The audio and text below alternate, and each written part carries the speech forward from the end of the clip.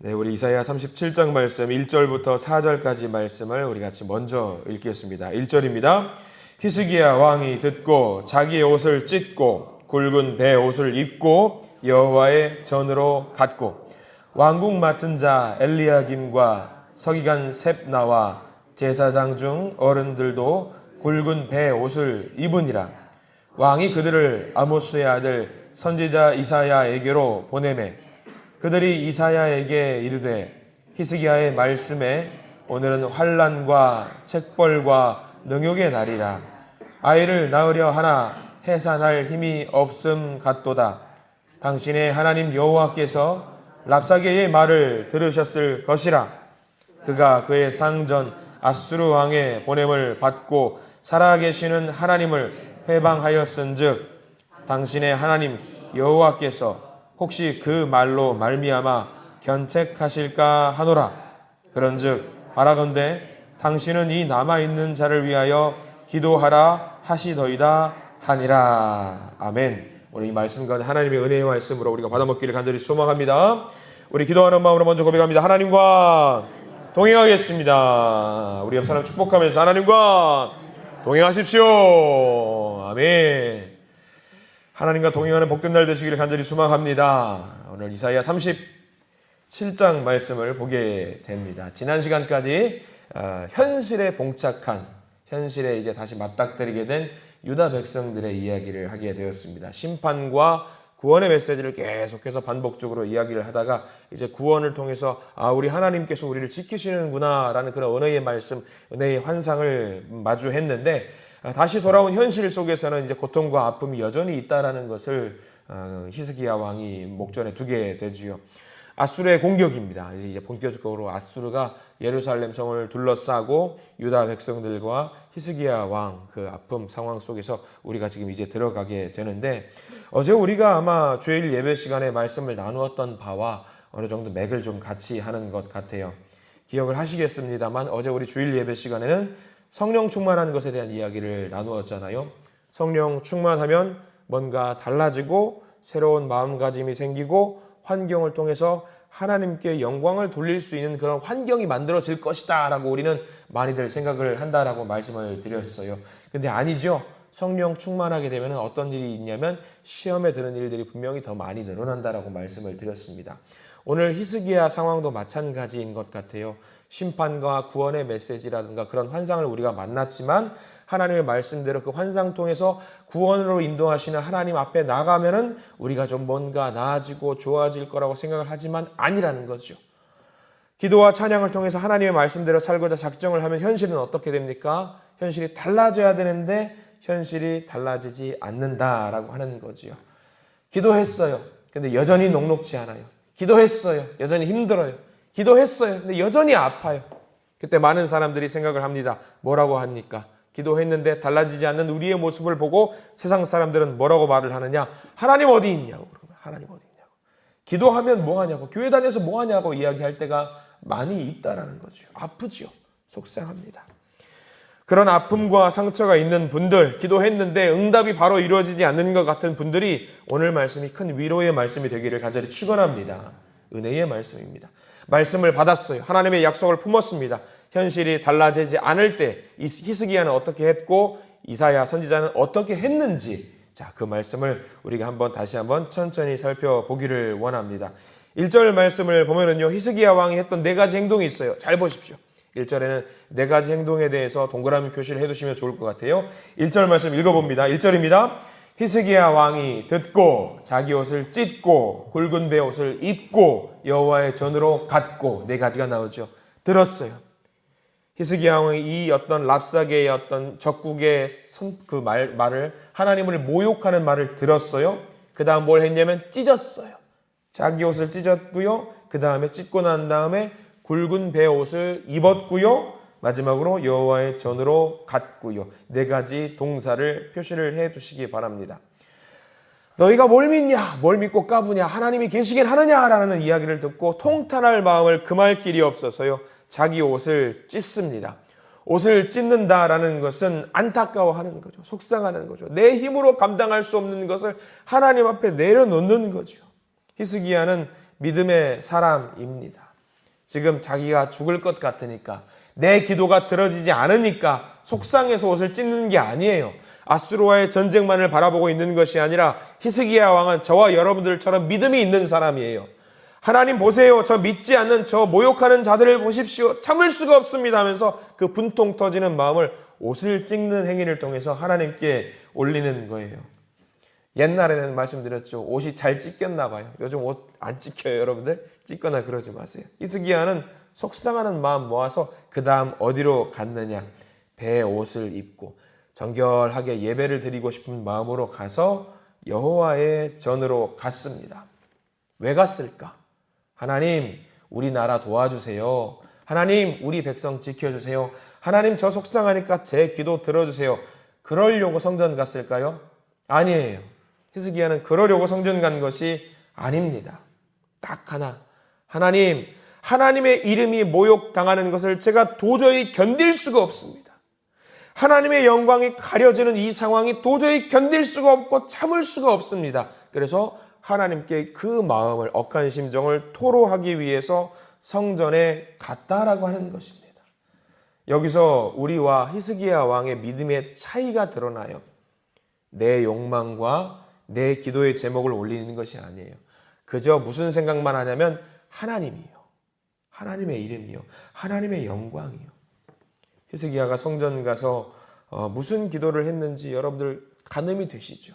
아마 땅을 치면서 하나님의 이름이 높여져야 되는데 하나님의 이름이 곤두박질 쳤습니다. 하나님 이거 어떻게 하실 겁니까? 물론 개인적인 목적과 기도의 제목을 가지고 성전에 올라가는 것이 잘못된 것이 아닙니다. 우리는 그렇게 해야 됩니다. 우리가 할 수 없다라는 것을 인정하고 그 기도의 제목을 가지고 올라가야 되는데 더 중요한 것, 히스기야를 보세요. 하나님의 영광입니다. 그게 우선이에요. 우리가 하나님께 기도할 때에 내 만족과 기도하는 것보다 더 중요한 것, 하나님께서 역사하시고 하나님의 이름이 높여지시고 하나님 영광 받으시고 그 기도의 제목이 먼저여야 합니다. 그래서 1절에 히스기야가 어떤 마음으로 기도했는지를 잘 기억하시기 바랍니다. 자, 2절 말씀 볼까요? 2절에 이렇게 나와 있어요. 같이 읽어봅니다. 왕궁 맡은 자 엘리야김과 서기관 셈나와 제사장 중 어른들도 굵은 배 옷을 입으니라. 왕이 그들을 아모스의 아들 선지자 이사야에게 보내매. 2절 말씀은요, 같이 기도하는 기도의 동역자들이 있었다라고 하는 거예요. 여러분, 이 새벽에 나와서 기도하실 때 옆에 있는 믿음의 성도님들을 잘 생각하시고 그분들이 갖고 있는 마음속에 있는 기도의 제목들도 같이 올리시기 바랍니다. 한 목소리로 같은 제목을 가지고 올릴 때에 내가 올리는 기도의 제목보다 중보의 기도의 제목을 하나님은 더 많이 들으셔요. 그렇기 때문에 같은 제목, 같이 베옷을 입고 같은 제목으로 기도할 수 있는 그 사람을 귀하게 여기시고 같이 기도해 주시고 같이 가슴 아파해 주시기 바랍니다. 믿음의 동역자 무엇보다 중요합니다. 3절 말씀 볼까요? 3절에 이렇게 나와 있습니다. 그들이 이사야에게 이르되 히스기야의 말씀에 오늘은 환난과 책벌과 능욕의 날이라 아이를 낳으려 하나 해산할 힘이 없음 같도다. 자, 거기 밑줄 그으시겠습니까? 해산할 힘이 없음 같도다. 힘이 없어요. 저 랍사게와 아수르를 무찌르고 싶은데 내 힘으로는 할 수 없다라는 것을 이야기하고 있는 거죠. 우리 얼마나 열받을 때 있잖아요. 화날 때 있어요. 교회 다니고 있는데 너 뭐하러 교회 가냐? 기도하면 뭐 나오냐? 뭐 나오냐? 뭐 콩고물이라도 나오냐? 우리 그렇게 우리를 비꼬는 이야기 들으면 어때요? 속상하잖아요. 열받죠. 화도 나고요. 그런데 우리가 어떤 힘이 없다? 해산할 힘이 없다. 하나님 저에게 힘 주세요. 여기서부터 이제 역전이 일어납니다. 히스기야가 아무것도 할 수 없다라고 내려놓는 순간 하나님 저 힘이 없어요. 만약에 히스기야가 강력한 왕권을 바탕으로 해서 자 나가서 싸우자라고 했으면 하나님이 도우셨을까? 아니요. 히스기야가 뭐 할 때 하나님이 역사하셨냐면 하나님 저 힘이 없습니다. 하나님이 하셔야 됩니다 라고 선포하는 순간 역전이 일어나요. 그때 바로 역전이 일어나요. 여러분 기도가 언제 응답이 되는 줄 아시겠어요? 나 못해요 하나님. 내려놓을 때 역사가 일어나고요. 하나님의 그때부터 움직이시는 거예요. 여기서부터 역전이 일어납니다. 내 영광 내려놓고 만족 내려놓고 소망 내려놓고 하나님께 영광 올리는 기도를 올릴 때 이제 드디어 하나님이 역사하십니다. 6절 말씀 볼까요? 우리가 읽은 말씀 넘어가는데요. 6절 말씀 함께 보겠습니다. 자, 여기도 밑줄을 보아야 될 부분들이 있어요. 6절 말씀 같이 읽습니다. 이사야가 그들에게 이르되 너희는 너희 주에게 이렇게 말하라. 여호와께서 이같이 말씀하시되 너희가 들은 바 아수르 왕의 종들이 나를 능욕한 말로 말미암아 두려워하지 말라. 6절 말씀의 중간에 이렇게 나와 있죠. 여호와께서 이같이 말씀하시되, 거기 밑줄 그으십시오. 드디어 하나님이 역사하시고 응답하시는 거예요. 하나님이 말씀하시는 거예요. 하나님이 말씀하시는 거예요. 어떤 일로 말씀하시냐? 야, 내 이름 능욕당했다며 나 가만히 있을 수 없겠네. 내가 너의 기도를 들었어. 너의 기도를 들었고 나를 능욕한 일로 말미암아 너희들 두려워하지 말아라 라고 하나님이 말씀하셨다는 거예요. 두려워하지 말라. 두려워하지 말라. 해산할 없다고 걱정하지 마. 두려워하지 마. 두려워하지 말라고 하는 이유가 있습니다. 이제 어떻게 하실 것인지 하나님의 역사를 구체적으로 알려주시는데 7절 말씀이에요. 두려워하지 마. 어떤 내용을 두려워하지 말라? 7절 말씀 같이 읽어볼까요? 보라, 내가 영을 그의 속에 두리니 그가 소문을 듣고 그의 고국으로 돌아갈 것이며 또 내가 그를 그의 고국에서 칼에 죽게 하리라 하셨느니라 하니라. 성령께서 그의 안에 역사하실 것이다 라는 말씀을 해주고 있는 거죠. 우리가 이 이사야 말씀을 보지만 열왕기 말씀이라든가 거기 보면 나와 있어요. 이제 나중에 아수르의 산헤립 왕, 예루살렘을 둘러싸고 있는 이 아수르 군대가 몇 명인지 기억하십니까? 18만 5천 명이에요. 18만 5천 명의 병사들이 몇 명 남겨두지 않고 모조리 다 죽게 돼요. 하룻밤 사이에 여호와의 사자가 칩니다. 놀라운 일이 일어나지요. 그리고 놀라운 일이 당하고 나서 이 산헤립 왕이 다시 고국으로 돌아가고요. 고국으로 돌아가서 죽임을 당하게 됩니다. 아마 히스기야 왕은 이 음성을 듣고 나서 좀 당황스러웠을 겁니다. 하나님 이게 가능합니까? 그런 생각했겠죠. 근데 그 예언대로 되는데 그 예언대로 된 내용이 쭉 넘어가면은요. 여기다가 여러분들 7절 말씀 옆에다가 메모 좀 해두시면 좋을 것 같아요. 36, 37, 38절 같은 장에 나와요. 36절과 37절과 38절에 그 내용이 나오는데 같이 한번 읽어볼까요? 쭉 넘어가세요. 마지막 절이에요. 37장의 마지막 절. 36절과 37절과 38절 말씀을 우리 천천히 같이 읽어보겠습니다. 시작. 여호와의 사자가 나가서 아수르 진중에서 18만 5천인을 쳤으므로 아침에 일찍이 일어나 본즉 시체뿐이라. 이에 아수르의 산헤립 왕이 떠나 돌아가서 니느웨에 거주하더니 자기 신 니스록의 신전에서 경배할 때에 그의 아들 아드람멜렉과 사레셀이 그를 칼로 죽이고 아라랏 땅으로 도망하였으므로 그의 아들 에살 핫돈이 이어 왕이 되니라. 하룻밤 사이에 18만 5천. 아까 7절 말씀에 나와 있던 것이 이렇게 36절, 37절, 38절에 나와 있는 거죠. 이것을 누가 했느냐? 36절에 보면은 여호와의 사자가 이 일을 행했다고 나와 있어요. 곧 이 말은 무슨 말이냐? 하나님이 하신 거죠. 하나님이 이사야 선지자를 통해서 예언하신 그 말씀대로 이루어지고요. 그들이 패배하고요. 잔병들이 37절 고국으로 돌아가고요. 38절 죽음을 맞이합니다. 죽음을 맞이하는 것도 잘 봐야 돼요. 산헤립 왕이 고국에 돌아가서 어디서 자기들의 예배를 합니다. 본인들의 성전에 가서 예배를 드리다가 죽어요. 누구에 의해서? 아들들에 의해서 죽임을 당해요. 이런 집안을 무슨 집안이라고 한다고요? 콩가루 집안이라고 하는 거예요. 콩가루 집안. 자, 이게 무슨 의미냐? 이때 당시의 전쟁은 어디와 누구와 누구의 전쟁이라고 예전에 말씀드렸죠. 나라 대 나라의 전쟁 아니에요. 신들과 신들의 전쟁이에요.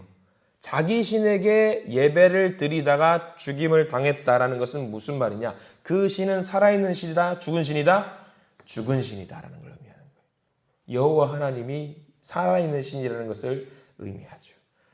아마 이때 당시에도 사람들은 이해 못했을 겁니다. 이게 과연 신의 역사하심, 하나님의 역사하심? 에이, 아니지. 우연이라고 하지. 근데 믿는 사람들은 우연이라는 것은 없지요. 하나님이 역사하신 것이라는 것을 우리가 알아요. 근데 여기서 끝나면 안 돼요. 이렇게 일이 이루어진 것, 그 이유를 알아야 돼요. 자, 여러분들 오늘 말씀에서 제일 중요한 말씀 드릴 겁니다. 21절 말씀 볼까요? 21절은요. 다 밑줄 그으시고 별표도 치시고 묵상하시고 꼭 읽으셔야 돼요.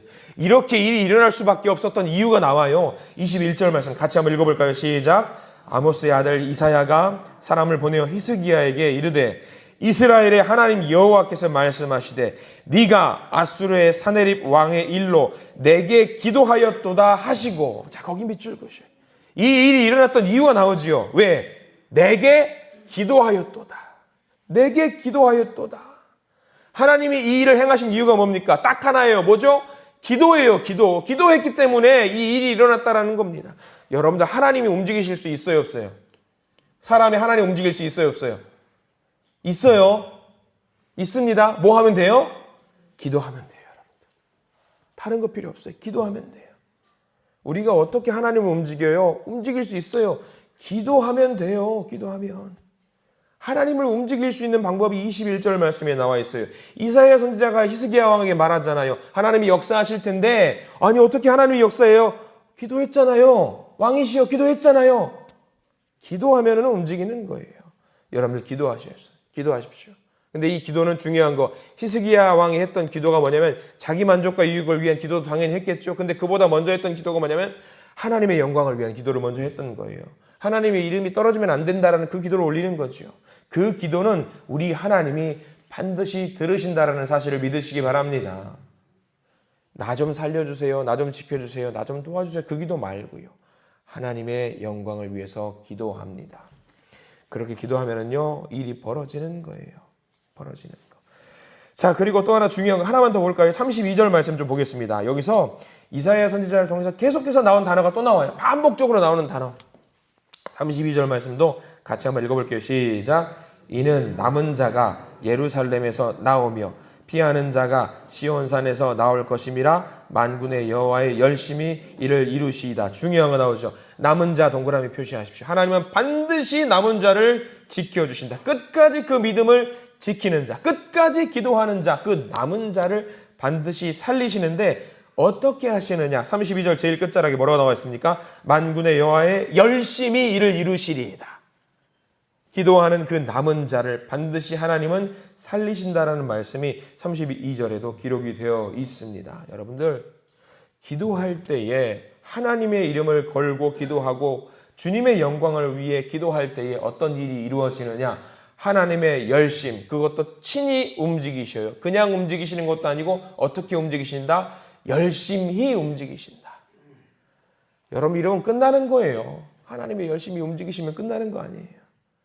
우리가 기도하면은요, 나도 뭔가 열심히 해야 되겠죠. 당연히 해야죠. 나도 최선을 다해야죠. 그런데 모든 것을 선하게 인도하시는 하나님의 열심이 반드시 그 일을 이루신다라는 것을 믿으시는 저와 여러분들 되시기를 축원합니다. 오늘 상황은요, 오늘 37장 말씀은요, 우리 상황으로는 할 수 없는 거예요. 아무것도 할 수 없어요. 히스기야가 아무리 특공대가 있다 한들 18만 5천 명을 어떻게 이겨요? 근데 이것을 이루시는 분이 딱 한 분 계시는데 여호와 하나님이시다. 기도할 때 그 일이 이루어집니다. 내가 해본다고 발버둥 치면 오히려 안 될 때가 많이 있어요. 그래서 우리 교회 성도님 중에 저한테 조언하시는 분 중에 그런 말씀을 하시는 분이 계셨어요. 저도 젊은 패기를 가지고 뭔가 열심히 막 해보려고 할 때 뭔가 딱 막힐 때가 있어요. 탁탁탁탁 막히고 틀어지고, 그때 그분이 저한테 말씀하시더라고요. 목사님, 기도하셔요. 아, 맞다. 기도해야 되지. 순간 잊어버릴 때가 있었어요. 맞는 말 같더라고요. 오늘 37장 말씀을 묵상하시면서 여러분들 기도 올리시고 그 기도에 응답 받으시는 저와 여러분들 되시기를 바랍니다. 내가 할 수 있는 것은 최선을 다하시고, 그리고 내가 못하는 것은 내려놓으시고 기도하세요. 그러면 그 기도에 응답하시는 하나님의 놀라운 역사가 저와 여러분들 간에 있기를 오늘 하루 가운데 또 있기를 간절히 축복하고 축원합니다. 기도하겠습니다. 주님, 우리의 어두운 눈을 밝혀주시옵소서. 우리의 막혀진 귀도 열어주시옵소서. 우리의 닫힌 마음과 두려움도 열어주시옵소서. 오늘도 내가 무언가 아둥바둥 하려고 하기보다 먼저 기도하면서 하게 해주시옵소서. 내가 노력해서 상황을 바꾸기보다 기도하면서 최선을 다할 때 하나님 역사하여 주시옵소서라고 기도하는 우리 모두가 되기를 소망합니다. 하나님의 이름이 모욕당하는 거 주님 저는 못 참습니다. 하나님의 이름이 능욕당하는 거 못 참습니다. 하나님의 영광이 꺾이는 것도 못 참습니다. 그 기도의 제목을 가지고 하나님이 살아 역사하신다는 것을 내 마음속에 심고 세상 가운데 전하고자 합니다. 하나님 그런 기도를 올려드리오니 주님 저 통해서 우리 가족 통해서 우리 교회 통해서 역사하여 주시옵소서. 만군의 여호와의 열심히 그 일을 이루실 줄 믿습니다. 하나님의 역사하심을 경험하기를 소망하오니 오늘 하루 통해서 하나님 홀로 영광 받아 주시옵소서. 예수 그리스도 이름으로 간절히 기도드립니다. 아멘.